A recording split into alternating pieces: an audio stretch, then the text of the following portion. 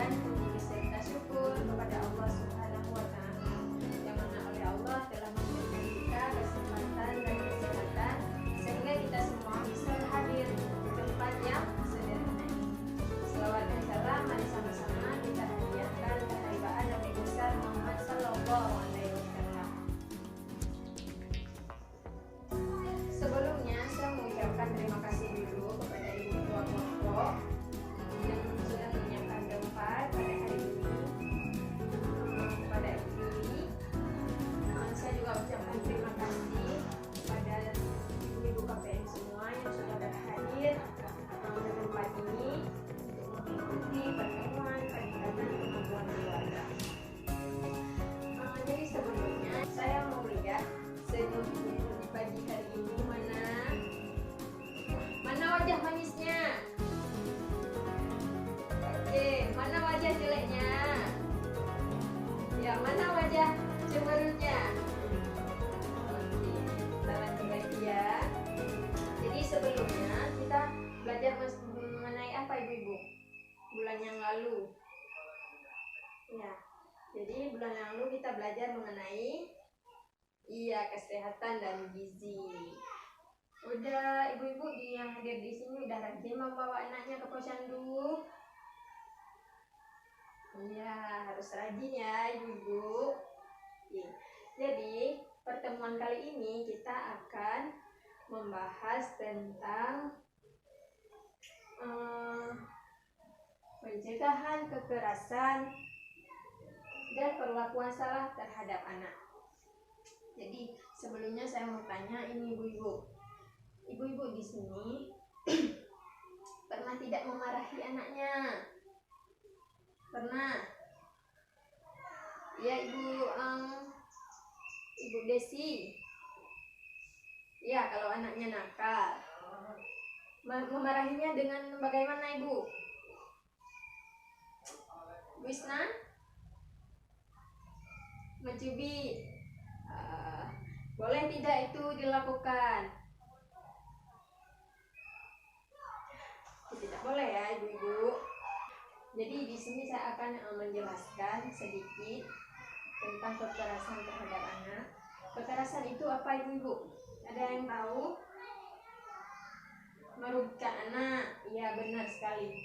Jadi kekerasan itu adalah perbuatan yang berakibat timbulnya kesengsaraan dan penderitaan secara fisik, mental, seksual, psikologis. Nah, semua itu merugikan anak-anak. Kemudian ada yang dinamakan dengan perlakuan yang salah. Perlakuan yang salah, ibu-ibu bisa baca di sini. Ini dilakukan oleh orang-orang yang diberi tanggung jawab atau kuasa. Nah, kalau perlakuan yang salah ini biasanya dilakukan oleh cenderung dilakukan oleh orang-orang terdekat, oleh orang tua si anak. Ini yang disebut dengan perlakuan yang salah. Sedangkan kalau misalnya kekerasan, ini dilakukan bisa oleh siapa saja. Jadi itu perbedaannya. Kalau misalnya persamaannya, ya sama-sama merugikan anak. Nah, seperti itu ibu-ibu. Jadi untuk memudahkan kita agar ibu mengetahui yang mana itu perbuatan baik, yang mana itu perbuatan baru, kita akan membuat sebuah permainan. Nah, saya akan menunjukkan gambar. Ini saya akan menanyakan ke ibu-ibu, kepada ibu-ibu semua, ini perbuatan yang baik atau perbuatan yang buruk? Apa ini ibu? Iya, perbuatan yang buruk. Berarti kalau perbuatan yang buruk kita tempelkan di sini ya. Ya.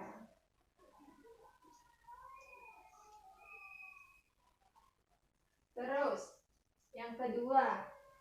Nah, kalau misalnya ini perbuatan yang bagaimana ibu-ibu? Ya, ini ibunya sedang menemani anaknya bermain bola. Ayahnya juga menemani anaknya bermain bola. Ini perbuatan yang baik. Kita tempelkan di sini.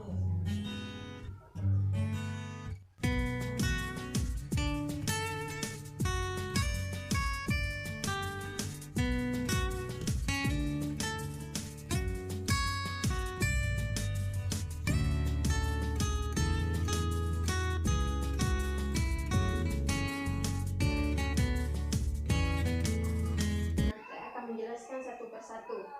Jadi ini namanya metrik tempo. Kalau begini, ya baik. Kalau begini, buruk. Nah, ini ada perbuatan yang baik, perbuatan yang buruk. Kalau misalnya gambar pertama ini kenapa buruk? Karena ibunya memarahi anaknya. Kan itu sama saja dengan membuat anak menjadi sedih. Yang kedua, ayahnya memarahi anaknya juga, menyuruh anaknya untuk keluar dengan kata-kata yang keras. Nah, ini juga perbuatan yang tidak baik ataupun perbuatan yang buruk. Yang ketiga, ini mencubitkan ibu-ibu. Ini perbuatan yang jelas sekali buruk, tidak boleh kita contoh. Kalau misalnya ini, kenapa baik ini? Iya, karena menemani anaknya untuk belajar, untuk main-main, untuk main bola. Ibunya memberikan apresiasi kepada anaknya. Nah, terus yang kedua, ini adalah perbuatan yang baik juga. Karena kenapa? Gurunya memberikan apresiasi, mendukung muridnya untuk belajar. Yang ketiga, yang ketiga ini, ayah dan ibunya meluangkan waktu untuk menemani anaknya membaca buku ataupun menemani anaknya belajar. Jadi sekarang ibu-ibu sudah mengerti, sudah bisa membedakan yang mana perbuatan baik dan perbuatan buruk. Oke, sudah ya ibu-ibu. Oke, kalau sudah kita lanjut lagi. Sekarang perbuatan apa itu kekerasan yang tadi? Ada kekerasan berapa ibu? Ada berapa jenis? Ya, kekerasan fisik, kekerasan psikis, dan ada kekerasan seksual. Nah, jadi kita akan bahas satu persatu. Kekerasan fisik itu apa ibu? Jadi bisa dibaca di sini. Kalau misalnya kekerasan fisik itu mengakibatkan seseorang itu sakit, terus menyebabkan anak itu luka, seperti yang kita contohkan tadi ketika ibunya mencubit anaknya, itu kan bisa menyebabkan anaknya itu memar. Nah, ketika misalnya ibunya menampar, kan itu bisa menimbulkan rasa sakit. Nah, itu disebut dengan kekerasan fisik. Terus yang kedua, kekerasan psikis, yaitu bisa menimbulkan trauma berkepanjangan. Ini tanpa disadari, kekerasan ini sering terjadi berulang-ulang tanpa disadari. Contohnya apa yang seperti kita contohkan tadi di kartu? Ketika ibunya memarahi anaknya, yang terganggu adalah pikirannya, perasaannya menjadi sedih, membuat anak menjadi murung. Itu salah satu contoh daripada kekerasan psikis dan masih banyak lainnya. Yang ketiga, kekerasan seksual. Ya, kekerasan seksual mungkin yang seperti kita lihat di berita-berita ibu-ibu ya. Ketika anak ada yang dicabuli oleh orang-orang terdekat yang seharusnya anak itu dilindungi, tapi nyatanya anak tersebut tidak dilindungi.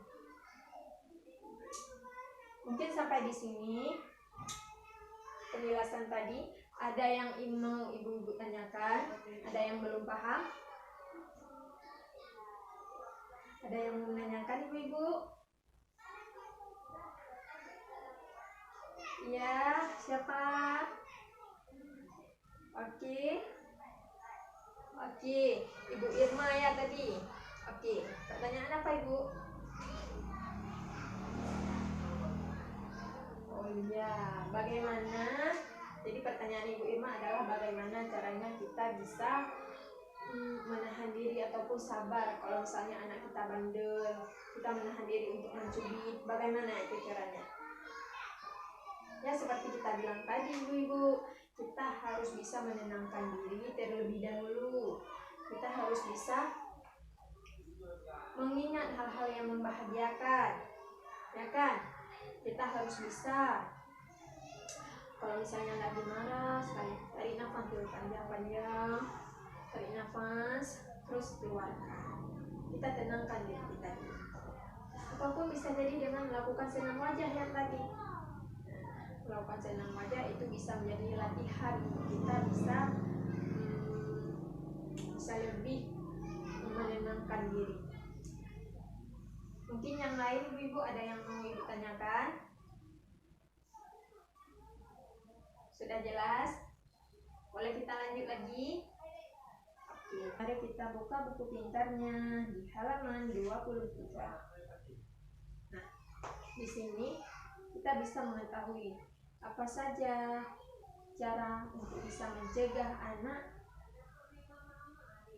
pencegahan kekerasan terhadap anak di dalam keluarga. Jadi ibu-ibu bisa melakukan berbagai cara agar kekerasan itu tidak terjadi. Yang pertama, memahami tumbuh kembang anak. Jadi kita harus paham dulu tumbuh kembangnya bagaimana. Terus menjadi pendengar yang baik. Jadi kita harus menjadi pendengar yang baik untuk anak kita. Kita harus, kalau misalnya anak kita sedang bercerita, kita dengarkan dulu. Terus kita tanyakan perasaannya hari ini bagaimana, misalnya dia ke sekolah, pulang sekolah kita tanyakan bagaimana hari ini perasaannya, bagaimana kegiatan-kegiatan apa saja yang ada di sekolah. Jadi kita berusaha menjadi pendengar yang baik.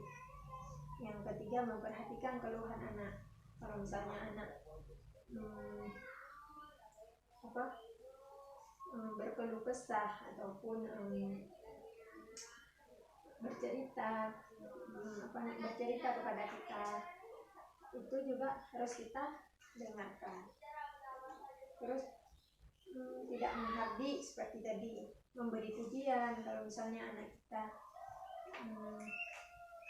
tadi contohnya seperti yang dicontohkan oleh ibu tadi, ketika mereka main bola, anaknya pintar main bola, ya kita beri tepuk tangan, kita beri pujian, sehingga anak kita merasa senang. Itu ya ibu, jadi banyak sekali contohnya, penjelasannya di sini, cara-cara mencegah kekerasan terhadap anak. Menyediakan waktu juga itu salah satu hal yang sangat penting. Jadi sesibuk apapun kita harus bisa meluangkan waktu untuk anak kita. Jadi mungkin cukup sekian penjelasannya hari ini. Lebih dan kurang saya mohon maaf. Untuk ke depan insya Allah kita akan membahas topik yang lebih seru lagi. Tentunya kita akan bahas mengenai disabilitas, apa itu lansia. Mungkin topik hari ini cukup sekian dari saya. Saya ucapkan terima kasih untuk kedua kelompok yang sudah menyediakan tempat. Saya juga ucapkan terima kasih untuk ibu-ibu bapak ibu semua yang sudah meluangkan waktu. Saya juga mohon maaf apabila ada kata-kata yang salah. Akhirul kalam, wabillahi taufiq wal hidayah. Wassalamualaikum warahmatullahi wabarakatuh.